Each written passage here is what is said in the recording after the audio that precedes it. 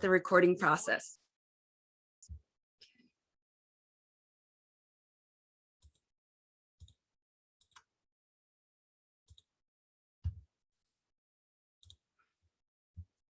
So today we are here to talk about unenforceable rules. So just kind of identify what are they, how can we recognize them, and what is its relationship to boundaries and our values. How do we react or respond in our life that might be supportive or not supportive? Are you aware of your patterns? The patterns of thinking, the patterns of feeling, the patterns of your actions or inactions? And how does that impact the way we might feel? Because ultimately, this isn't a lesson on this is the right way to live or the wrong way to live. There is no kind of binary thinking in that.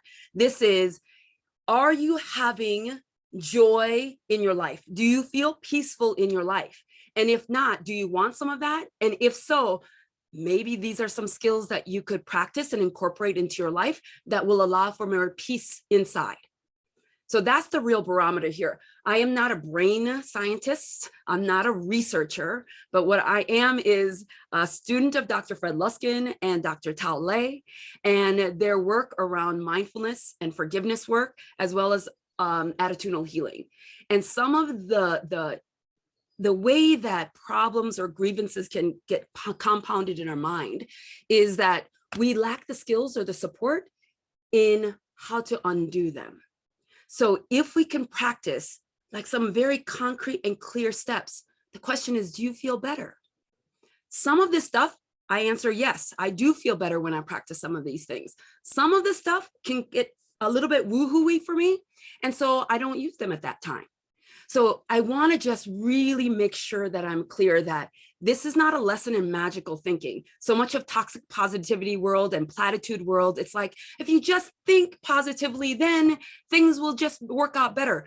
I'm not here to sell you that at all. It's not about magical thinking, but it is that there is a way that our thinking and our inability to bring it down into feeling, and then our inability to connect that to action or inaction has a way of interrupting our sense of peace.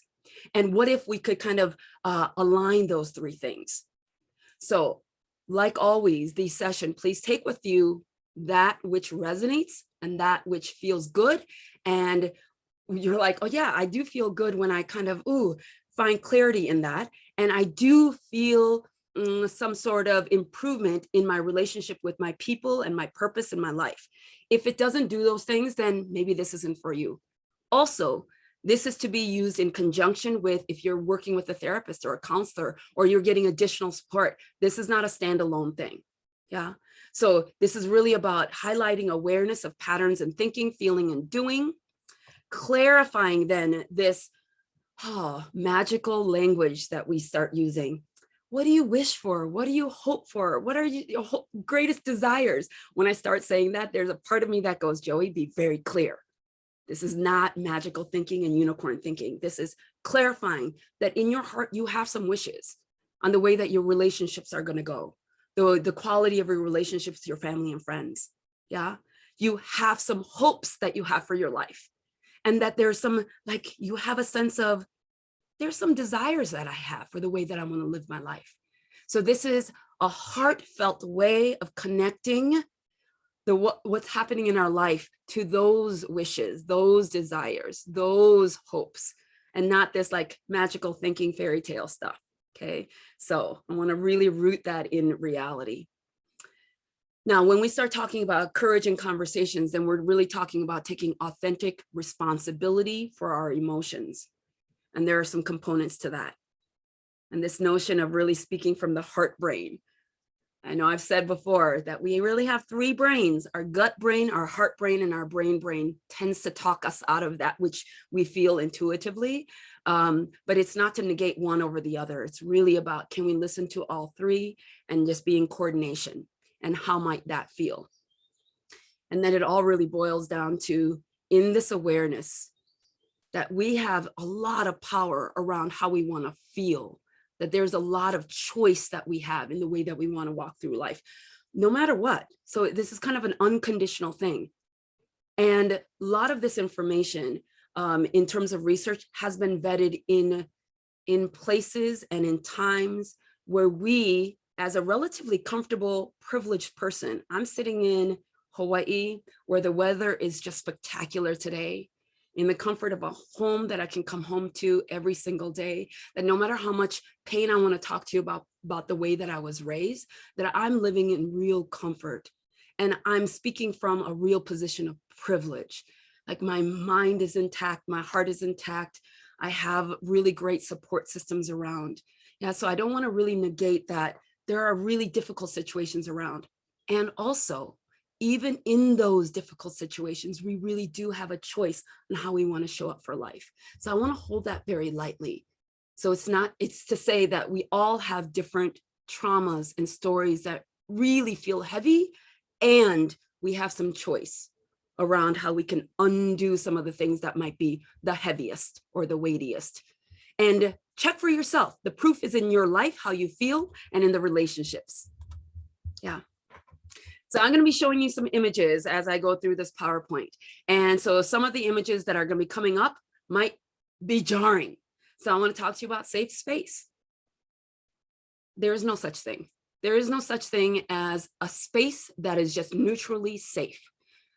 Safe space to me is about co-creation. It's about, do you have some sense of being able to regulate yourself?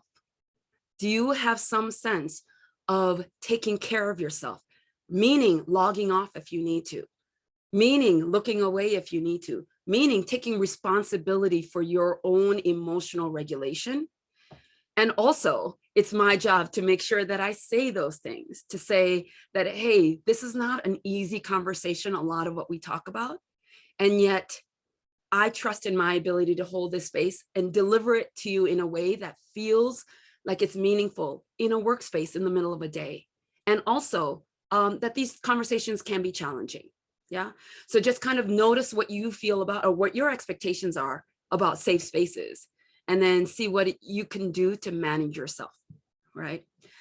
So I would like for you to get ready, meaning really ground yourself in this present moment.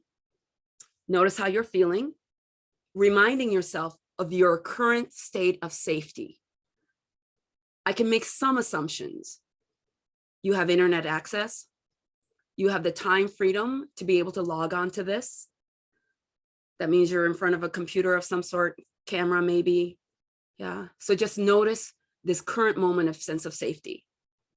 Okay, and then remind yourself to come back to this moment if you ever feel taken out of it.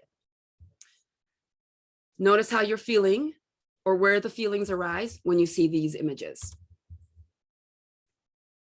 When I say, okay, you guys, I'm going to break you up into some groups and I want you to talk about the Second Amendment, First Amendment. I want you to talk about religion, what's right, what's wrong. I want you to talk about politics. How about racism? How about the quality of insurance right now in the midst of COVID? Can you guys talk about that? Pro-life, pro-choice, the things that are happening around that here in the US. How about sexuality? What do you think about the fluidity? Women's rights? Is that even a conversation right now? Some of you guys feeling triggered?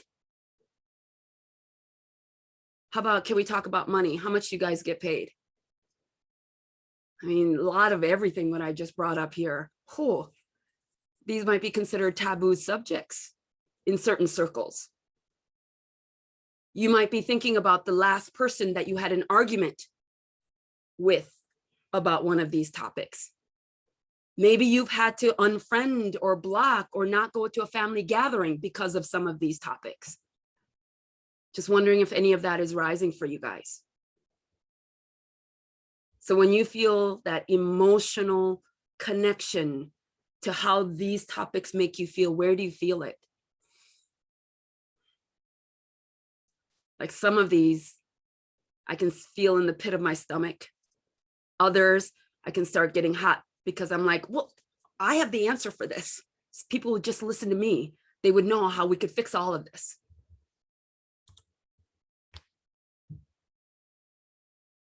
So when we are presented with topics or scenarios that don't feel good to us, many of us can feel one of these things. So if our amygdala gets activated, our prefrontal cortex, no matter how old we are and no matter how well developed it is, has a tendency to get hijacked, just because the way that, again, not a brain scientist, but the tendency for our prefrontal cortex to get hijacked when we're emotionally heightened. So some of the behaviors that go along with that is that we might freeze and shut down any one of those topics where you're like, inappropriate, I will not talk, or you actually feel a body shutting down around some of those topics. Maybe it's not one on the list, but is there a topic that you know you shut down, freeze up, that it's just, you don't want to talk about it? Yeah. There are others of you who talk and talk and talk and talk. You will talk until the cows come home, as they say in the Midwest. Yeah. Or you'll prattle on with an unclear message. You might skip from one to the other. This is all parts of what emotional hijacking might look like. Then we might, even if it's a loved one that we're talking about this thing on the opposite ends of this spectrum, we might forget who this other person is and just go at them with facts, our perception of facts, or the facts that's been limited to our internet research. Yeah. Or we might oversimplify an issue or talk from this disconnected, like, I heard so-and-so say this once and it sounded really good, so I'm just going to repeat it. So you might not even be present. You're just going on about it, something that was rehearsed. Yeah. You lose sight of the goal. So did we even have an intention to really connect with this other person that we're having this conversation with, or is it just an argument to win? Yeah.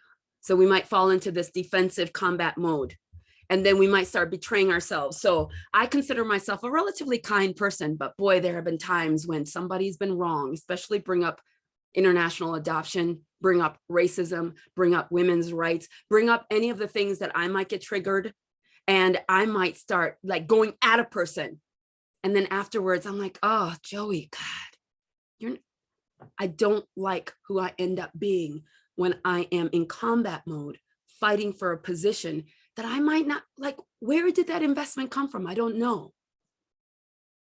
But this emotional hijacking, if we do not figure out how to regulate ourselves, who shows up to those conversations might feel like we're betraying ourselves. So is this a thing for you?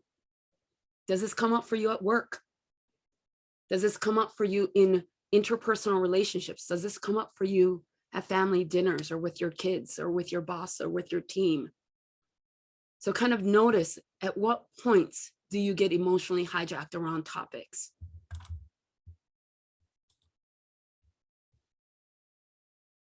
So this is the introduction to unenforceable rules. Unenforceable rules are expectations that we place on ourselves, others, situations, including life or God, the universe, systems, countries, etc., that we do not have the power to make happen. Expectations that we place on others or ourselves that we can't possibly control.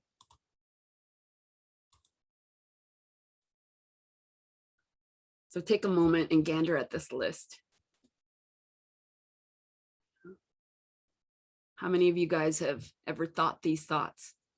God, he should know already. She should know already how to make me feel loved or valued. My kids, they don't know what I've sacrificed. They should appreciate me when I show up. Life rewards those who work hard. If we do not have expectations, then we can't look at our life and felt let down. So I'm going to talk to you about the formula for suffering. Those of you who've sat with me in mindful forgiveness workshops or some of these other previous workshops, you'll know the formula that I'm talking about. But unenforceable rules can look as innocuous as this. We're talking about love and apologizing and going, God, I've had a tough life. Like, yeah, I should get a little bit of a pass. Yeah. And what's wrong with kind of thinking this? What's wrong? Blanketly, there is nothing wrong. The question isn't, is it wrong or is it right? The question is, how do you feel when these do not get met for you? Any one of these, people should be as fair or kind or honest or as punctual as I am.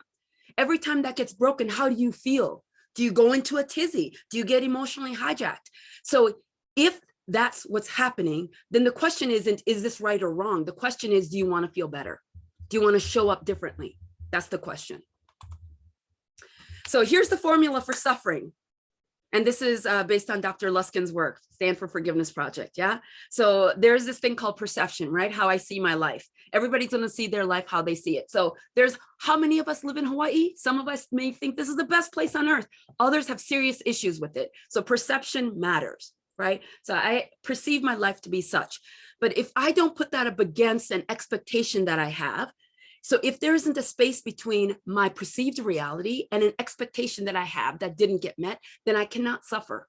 So if my expectation and my perceived reality match, then there's no space to suffer. So the way suffering happens is that I have this perceived way that my life is, and then there's an expectation that I had that didn't get met. And in that space, not always, but only in that space can I suffer. So look, I didn't have the best role models as coming up as an adopted kid.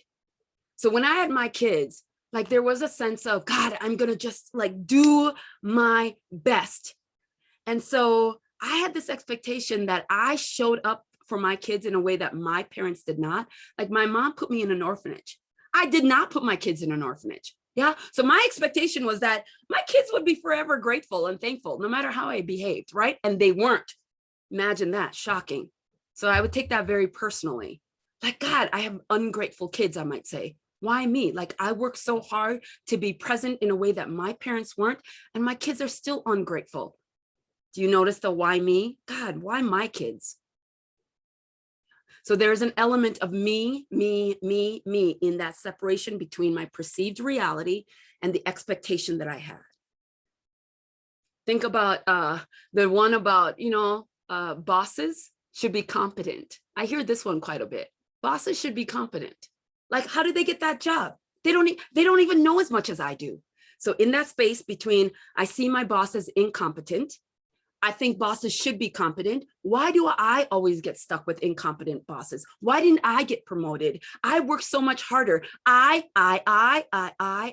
There's a me part of the brain that starts yapping.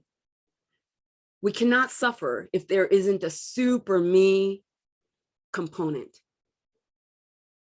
So notice if you have the language of that kind of suffering. Why me? Why not me? Always me, never me. Me. And then there's an element of rumination. So not only does it bother you when that event happens, every time you think about it, and then it triggers that gut punch feel, or it makes your neck tighten up, or it like stops your heart, or it makes you feel choked up. When you have that bodily reaction that you try to suppress, that rumination, your body doesn't know if it's like make-believe or it happened yesterday or 10 years ago or today. Your body's going to react as if it's happening right now. That's the magic of living in this physical body. Yeah. So there's an element of rumination every time that you think about it. And then the blaming. It's not my responsibility. It's you, it's him, it's her, it's them, it's the system, it's God, it's life, it's this time period, it's COVID, it's because of this president or that president, or because of this election or not this election. It's always an element of blame that is external in this suffering scenario, the suffering scenario that really might prevent me from living a joyful life, a peaceful life. Yeah, because it's constantly taking me out of this current moment, thinking about that time when that person did that thing that they shouldn't have done. So as interactive as you can, think about, is there a current issue where you can kind of put it into this perspective? Right now, something is happening that you don't want to happen. So what's the expectation there? Do you feel an element of why me, why not me? How often do you think about it? Does it keep you up at night? For some of us, it absolutely does. And then who's to blame? See if you can jot some notes down, because we will be doing an activity here. So maybe it's one of these. That's your current story that continues to rattle on in our minds. And even if it's out of our awareness, Out of 60, 70, 80, 90, up to 100,000 thoughts in our minds in a day, depending on the research that you're looking at, we tend to be not very creative. So upwards of 80 to 90% of those thoughts are repetitive. And we also, as humans, are very negatively biased, meaning up to 80% of those thoughts are negative. So we're constantly, repetitively thinking about what's going wrong. And it's usually about how people are not meeting our expectations. And even if it's not at the forefront of our mind, it's like that record that's playing slowly, quietly in the background of your mind, constantly nagging at you.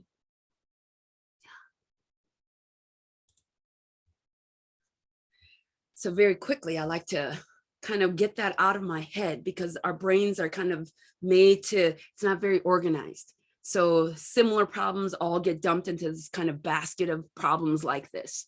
So anytime I think about parental issues, like my shortcomings, my parents' shortcomings, my adoptive parents, everybody's shortcomings all get lumped together into one. So it's hard to like manage an issue if you don't really know what issue you're managing. So clarity is king. We want to make sure that we have some clarity around this.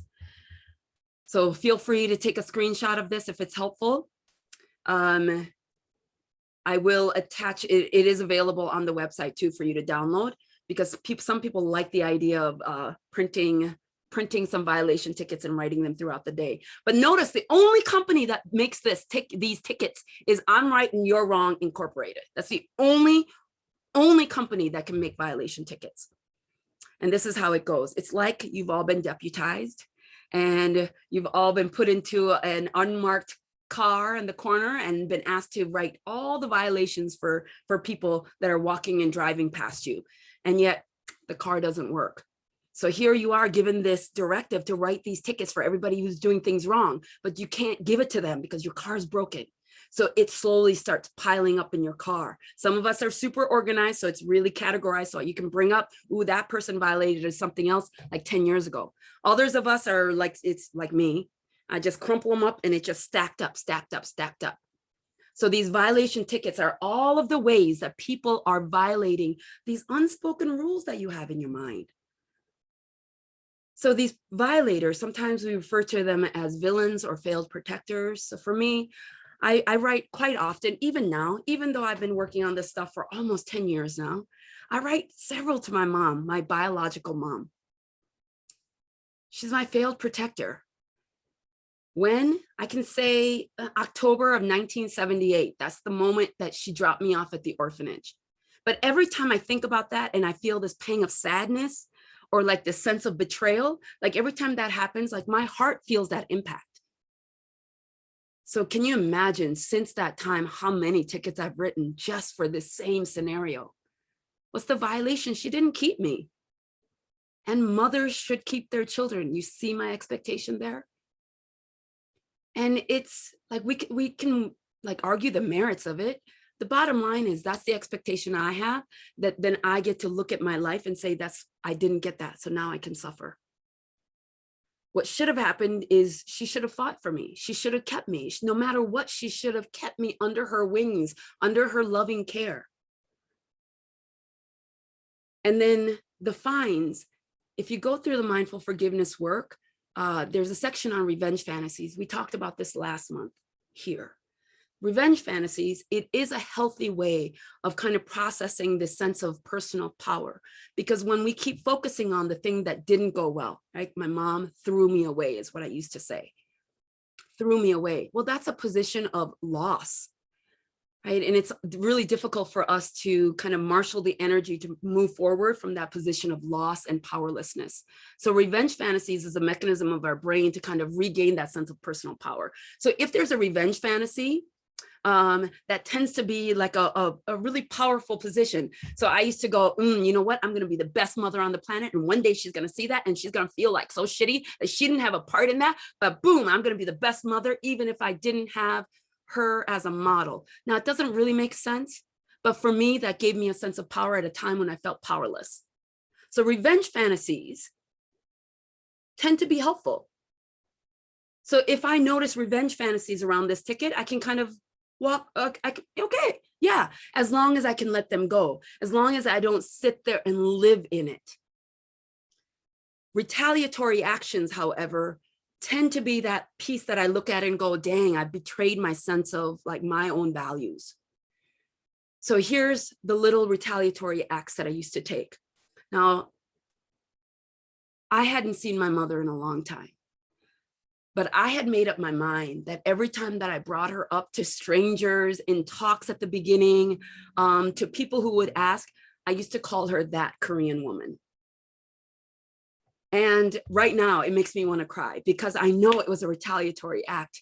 It was that every time that woman gets brought up, I want to make sure that you and everybody else knows that she doesn't deserve the title of mother or any sense of reverence from me. Everybody's going to know just a little bit how she had failed me by the tone of my voice and the words that I choose to use. That Korean woman.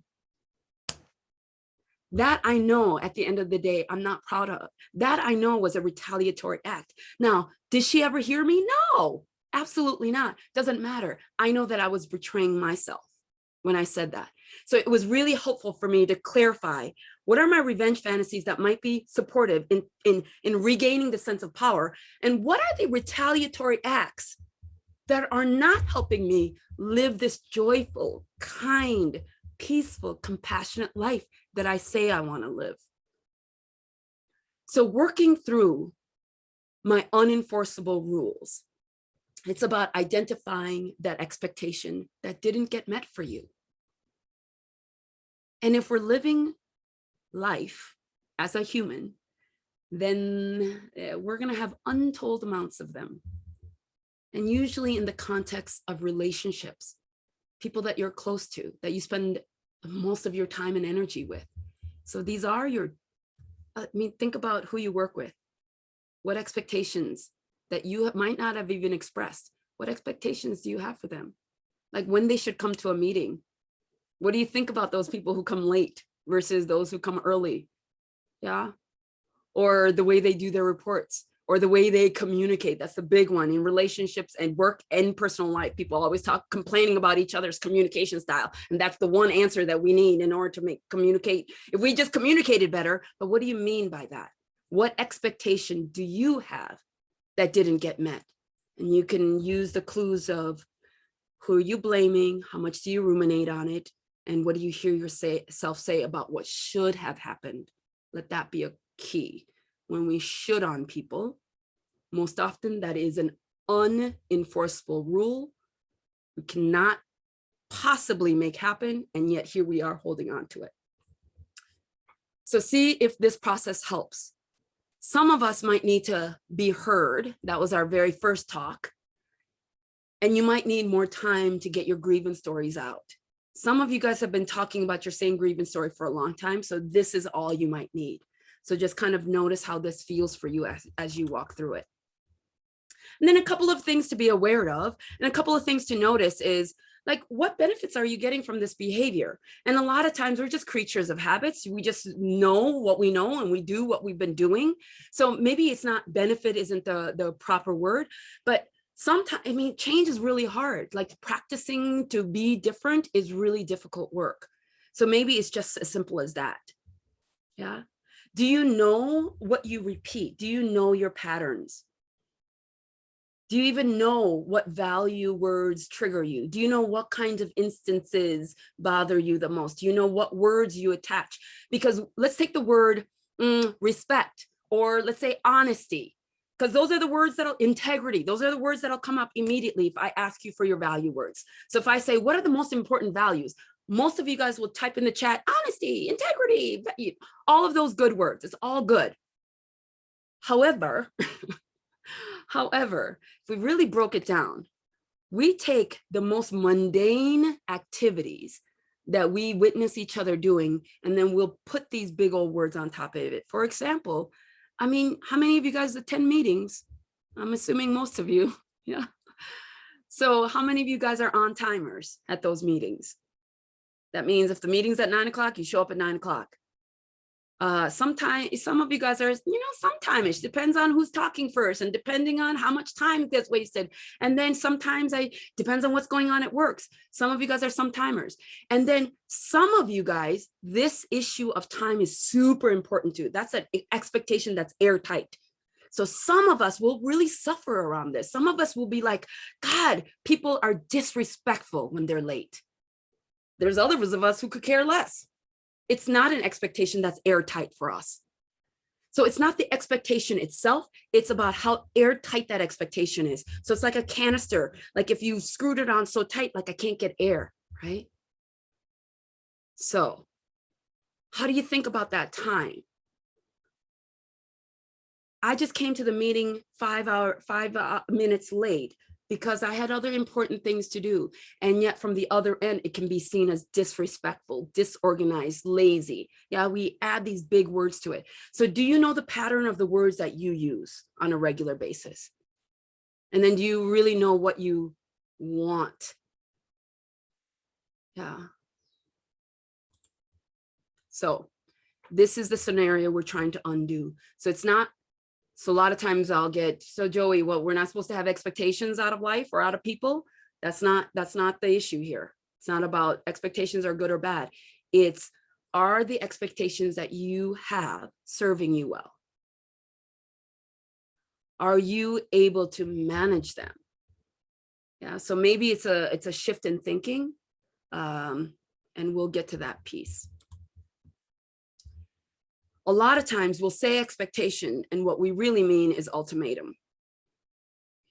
So some people think that they're sharing an expectation and they're really sharing an ultimatum. So think about all of the ways that we might dole out ultimatums and how often has that worked well for us.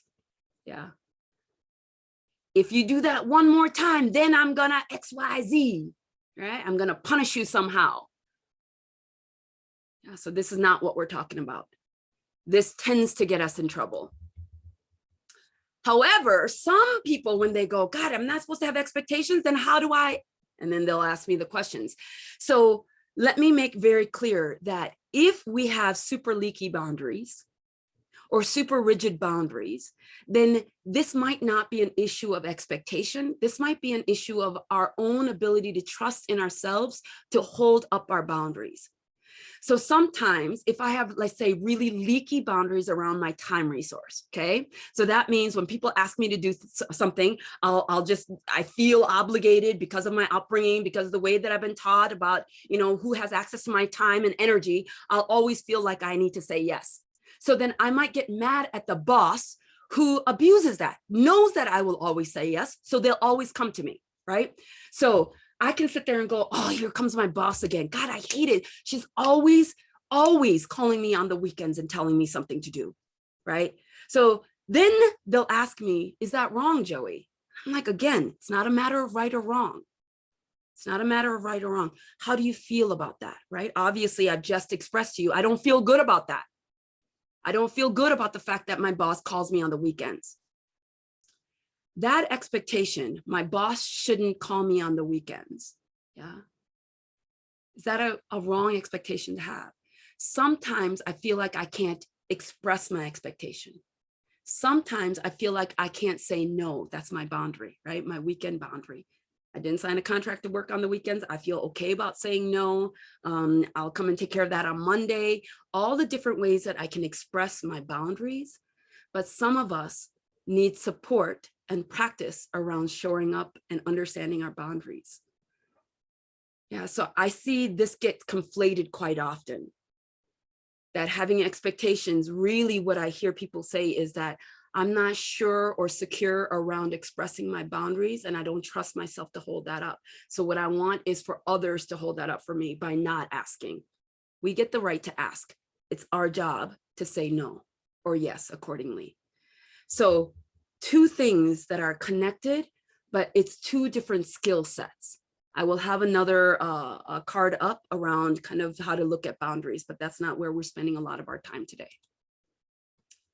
So here are the types and categories of boundaries. So some of you guys, you already are like, oh, that's me. Yeah. Boundaries isn't just this one thing. boundaries around physical, resource, mental, emotional, spiritual. So there's three types of boundaries. And then the categories are either we're super rigid or closed, or super open and leaky, or we're flexible. Our goal is to get somewhere in the middle, to be somewhat flexible around that, to notice when things are important, but our ability to support ourselves in being able to say no, yes, accordingly. Yeah. So if this is a concern for you, then this is what we need to work on and show up on. So I want you to make sure that you're taking a screenshot of that. You can do that with your camera, or you can do that with your controls on your computer if this is of interest to you.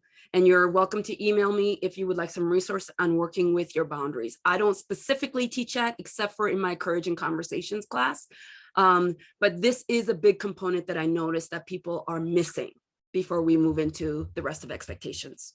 Yeah. Okay. So here are just some examples. So if you're still like, wait, what? Because a lot of times, if we've never had boundaries, then the conversation of boundaries is going to feel foreign. So let's look at rigid physical boundaries. So do you see if you can notice people in your life that are flash by when I say rigid physical boundaries. There are people that I do know that are completely overwhelmed by their bodily sensations. They're like, it's so rigid that it's, even when you look at them, they look constricted, they restrict, they don't look at their desires or their needs. Yeah, so you can see some of these boundaries being expressed by just observing people through life. So here are some examples. Go ahead and take a screenshot and just leave it aside, ponder it for later. Notice where you went.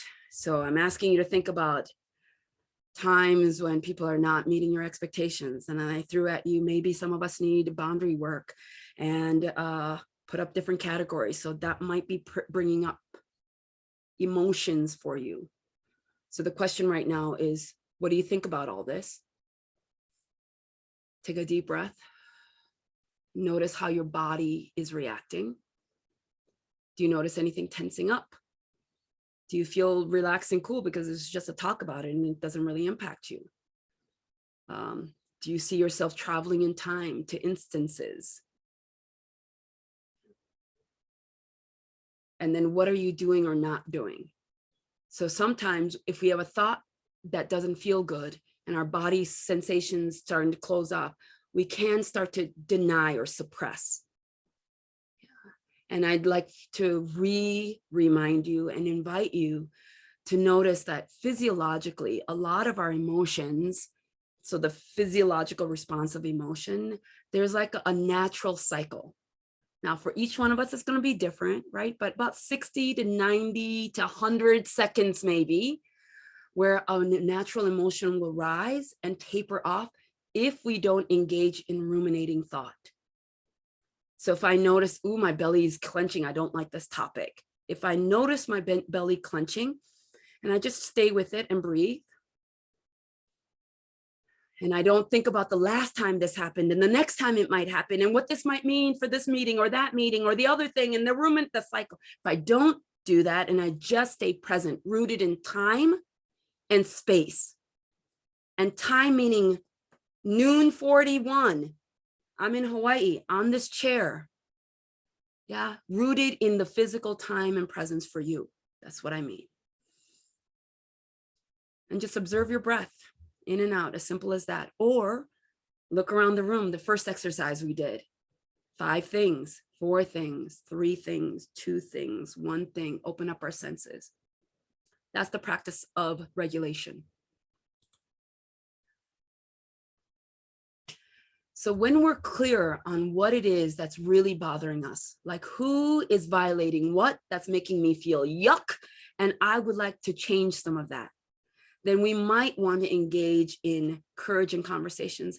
And vulnerability is one of the biggest issues. People don't engage in like these honest, heartfelt conversations or engage in forgiveness work or things like that. So courage is like really being able to confront something painful or difficult,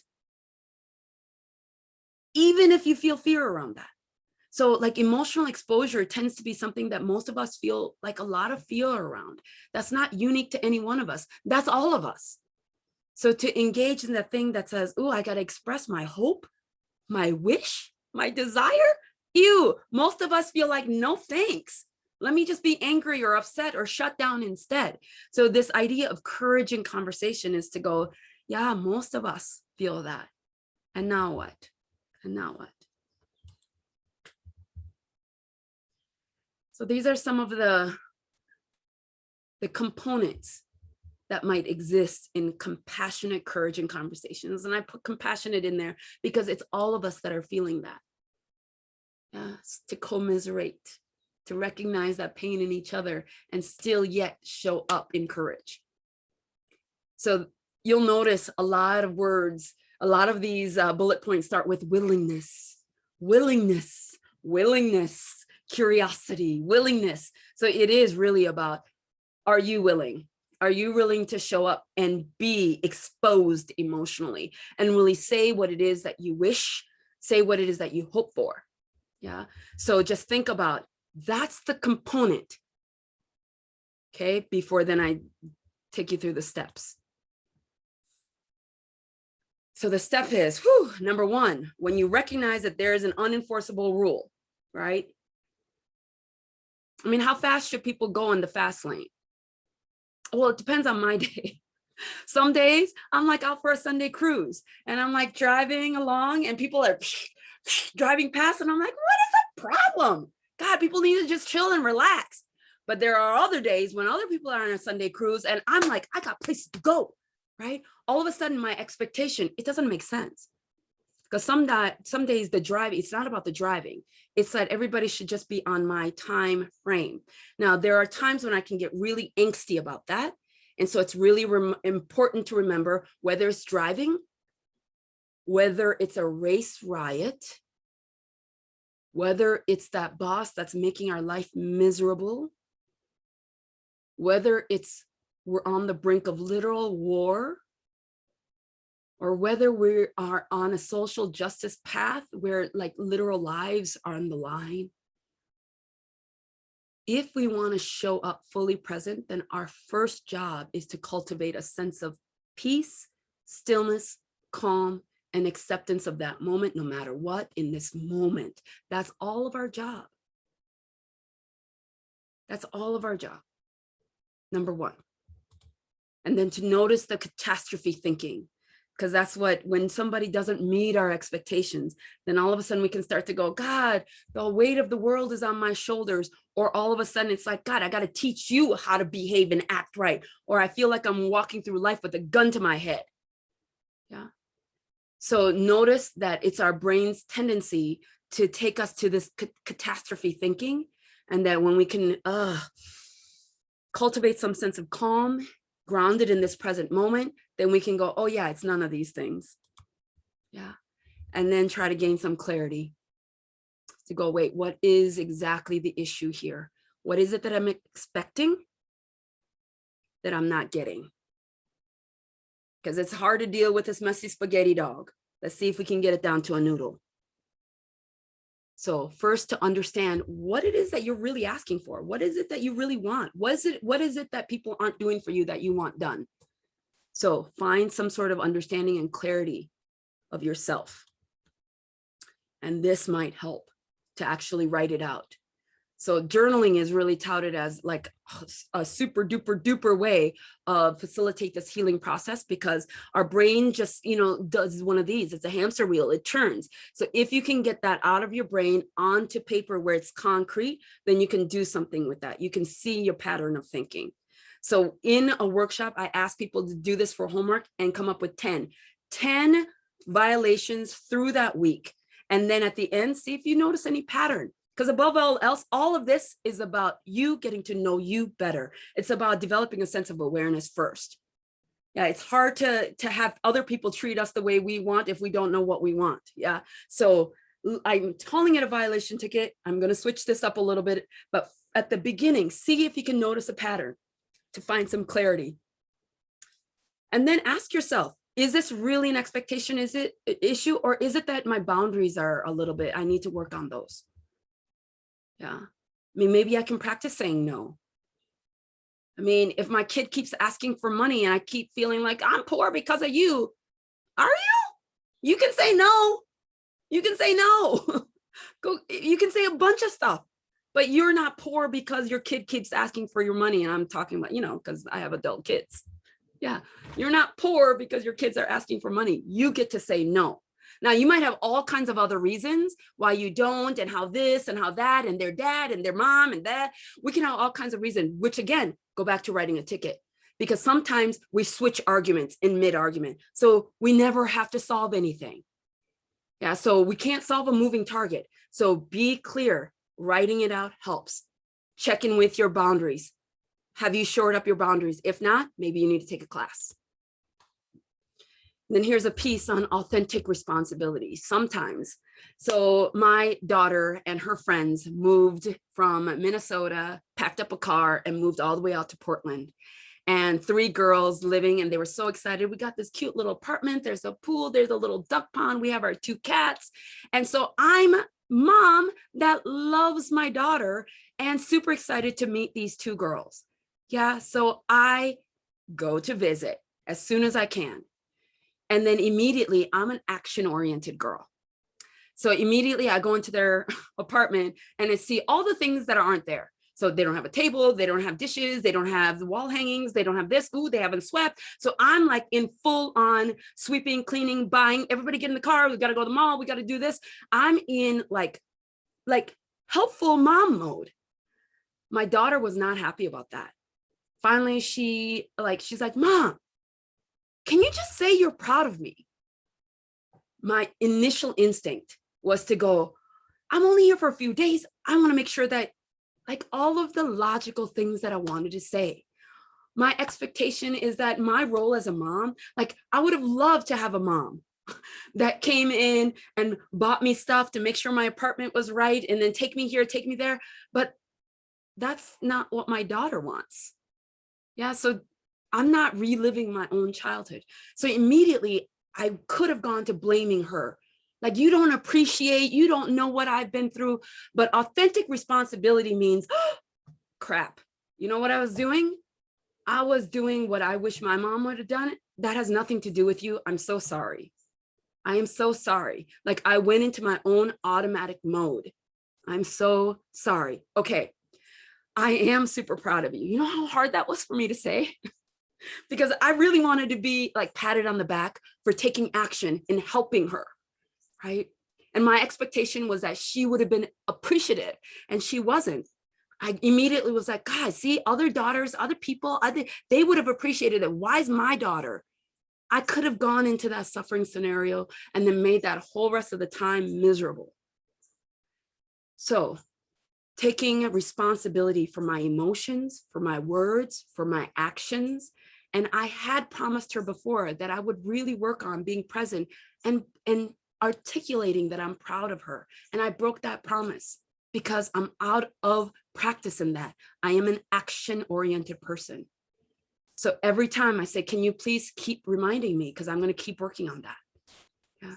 So authentic responsibility isn't going to feel good, especially we haven't practiced it, and especially it's been a long time.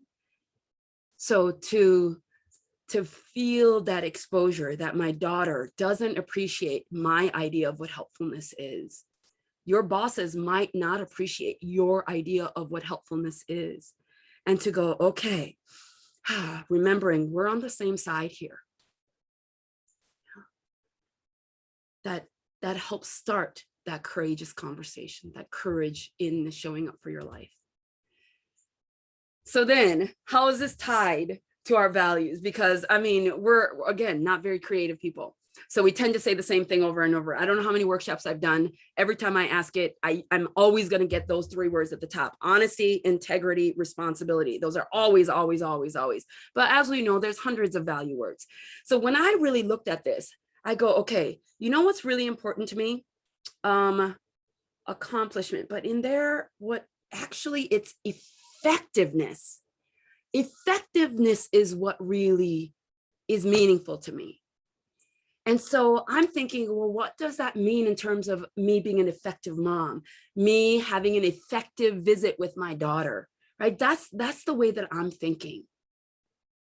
But I also have to go, okay, what's an effective relationship with my daughter look like, right? So it was really helpful to narrow down the words that I actually hold dear as a value word. If you spend any kind of time with me, you know that I talk about joy a lot.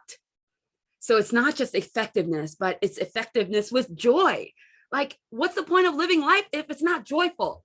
To a certain degree, there are times when I'm like miserable. Yeah, there are times when I'm railing against the system. So it's not this general like platitudinous kind of thing, like just have a smile on your face. No, it's like the joy in your heart about meaningful things. Yeah, so sometimes when we are stuck in that groove of constantly saying the same thing, sometimes we don't even mean the things that we say. So it might be good for us to become aware of what really our values are. And writing those tickets might help establish some patterns that you can look at and go, oh, I can learn something about myself here. Yeah. So getting to know your real values versus the values that people say are good, honesty, respect, integrity. Yeah. What holds true meaning for you is going to be important to really show up courageously in your life. So no matter what value words are, and no matter like what you're saying, how right it might be, here are the attitudes that'll either foster connection or separation, both in yourself and with one another. So I'm all about effectiveness and joy. But if I'm gonna distance myself through judgment and guilt and criticism because my daughter isn't like that, that's gonna create separation. Yeah. So no matter how she's showing up, it's like, how can I show up like truly as me, in full acceptance, taking responsibility for myself, having empathy around, she just turned 22. Like, I didn't know nothing about nothing at 22. Yeah. So sometimes, we take this old brain and try to judge our younger self or our kids and want them to do more or better than us. And it creates separation. So there are layers. So this whole thing, I like to think about it as like a choose your own adventure book. Have you guys ever read those books? Like if you want this, then turn to page 53. If you think it's this, turn to page 108. So it's like at every moment when I'm doing the best that I can, and I notice that I run up against something, I use a different tool to see if that'll help me. So some of the attitudinal healing principles, I have a workshop coming up for lunch and learns all next week, Monday, Tuesday, Wednesday, Thursday. So some of the attitudinal healing principle, especially principle number 7, that says we can all be love finders rather than fault finders. I noticed that I'm a fault finder, and that did not bring a lot of joy into my life. And so if I want to be courageous and I want to show up and I want to minimize some of these expectations that I can't make others happen, then Joey, can you just be a love finder? So that means in that moment, I can look around Kailani's apartment and go, I love that the 3 of you guys made a home for yourself. I am so proud of the guts that it took, and that you guys have 3 plates and 3 spoons, because that's all you need, because there's only 3 of you, and that you guys are making that work. Like, I can find so many ways to be a love finder when I feel myself stuck in one of these areas. You all have access to different tools. It's not just this stuff, right? Just at DHS, you have Matt Burton and Fred Luskin and myself and Tao Lei all coming in to offer different tools. But it's your adventure, right? So choose your own adventure. What might be helpful and supportive to you is going to be the most important. What works for me might not work for you. But generally speaking, if I can lean towards connection versus separation, that tends to be helpful, generally speaking. And then I might take a ticket that I've written, and when I'm ready and I feel I have some room in my heart and body, then I might rewrite that ticket in this form. So please go ahead and take a screenshot if that's helpful. So instead of calling that person a villain or a failed protected, I would say, Sun Cha-yi, my mother. What happened? She put me in an orphanage. I wish she had kept me. Yeah. And then I can check in with my actions. right? Do I need to take action where I didn't previously take action? Maybe it's no. And if it's a no, then you just breathe, take emotional responsibility, which means right now I'm sad. Even right now, I get sad. Even right now, I'm sad. Yeah. And then I can let that story go. Oop, and here it comes again. I can take emotional responsibility and I can let it go. Every moment is unfolding. So that's a practice every moment, every moment. And yet, if the answer is yes, then I might need some additional skills. Yeah, I might need to figure out what an actual apology looks like. I might need to learn what actually making amends look like. I might actually have to practice what courageous conversations actually looks like. So I might be able to lean into some additional work that'll help me get here.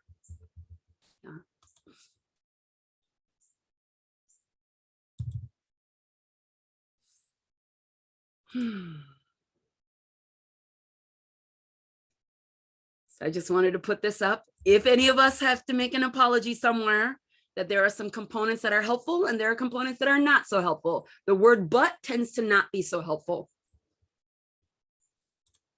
Okay. This is what we actually want to start to then communicate with one another. Yeah. What I wish, what I hope would have happened. What's my greatest heart's desire?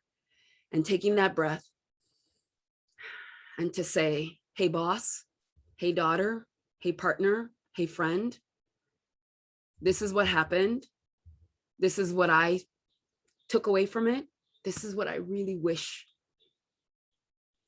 When we express our expectations in the form of a hope or a desire, and we take out the sting of the demand, we'll tend to feel better on the inside, like our bodies will relax. So see how that practice goes for you. See if you can find a few trusted friends to practice that with. But really, this is a heartfelt conversation. And I try to remind people that that wish or hope is not a four-letter word. So it's not, I wish you would talk to me better next time. It's not that, right?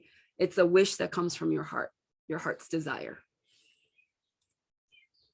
So power of awareness and choice as our final thought is that we always have a choice between peace and love, conflict and fear. Peace and love, conflict and fear. So what are you choosing? What would you rather choose?